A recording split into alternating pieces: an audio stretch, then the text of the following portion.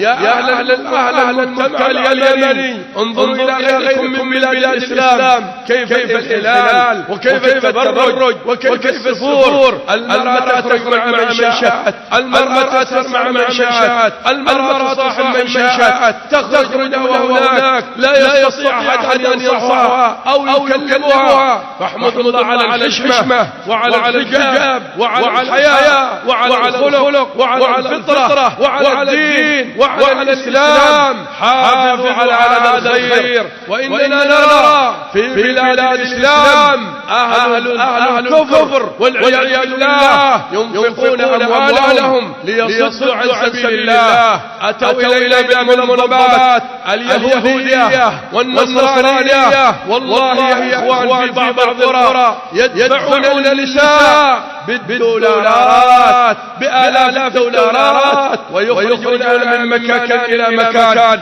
حتى يخرجوها إلى بلاد الكفر والعياذ بالله. فاحذروا يا أمة الإسلام، أعداء الإسلام والله لا يريدون لنا خير، لا يريدون. ينفقون أموالهم ليصدوا عن سبيل الله فسينفقونها ثم تكون عليهم حسرة. من كان يتوقع يخرج أهله يصورون لها الرجال. نعم أيها الناس، كانت عندنا الغيرة، كانت عندنا الحشمة، واليوم أصبح الناس ربما يبيعونه بعرض الدنيا قليل. فاتقوا الله يا أيها الناس واحذروا يا عباد الله.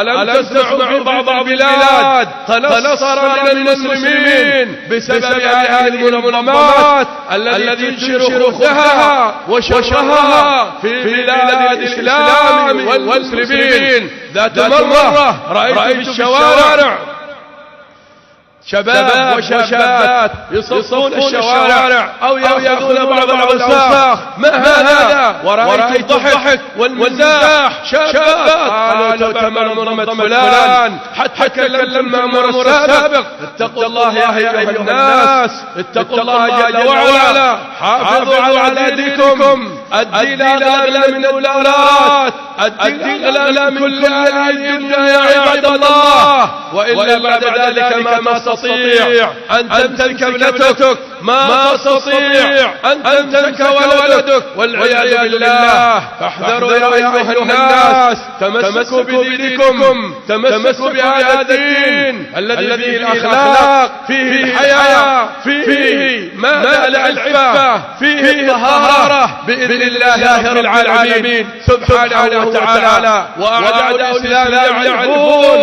يعرفون أكثر منا أن المرأة إذا فسدت حصل الفساد، إذا فسدت، إذا تبرجت، إذا خرجت، إذا غلت، إذا خالطت الرجال، إذا خالطت الشباب، حصل الشر المستطير والعياذ بالله. وإذا سافرنا إلى بعض بلاد الإسلام أيها الناس نرى الشيء العجب، نرى الشيء العجب، لأن أعداء الإسلام بثوا سمومهم والعياذ بالله، بثوا سمومهم فجعلوا من أبنائنا ومن بنيتنا يفسد بعضنا